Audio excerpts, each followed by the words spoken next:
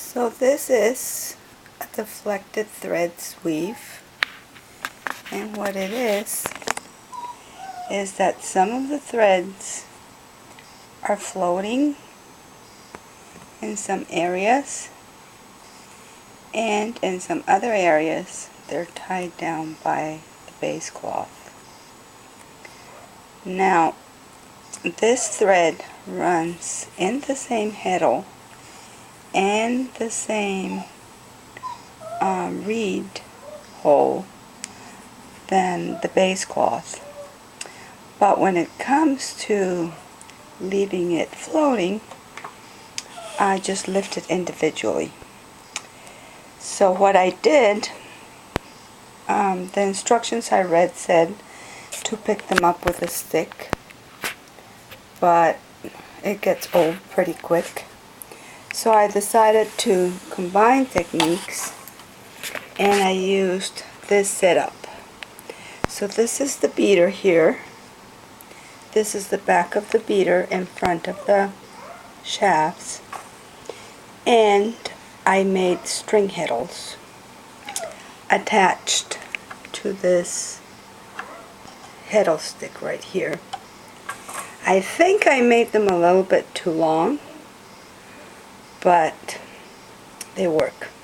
I think that if I decide to do this again, I would make them shorter so that they still allow me to manipulate the individual threads, but they don't get caught by the base cloth.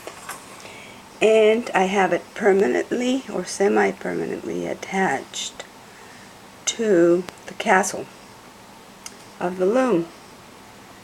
So when the times come to weave, or to insert the pickup stick or the sword, however you want to call it, I lift these threads. This is going to get a little bit tricky here. And insert the sword or the pickup stick underneath, so they're individual.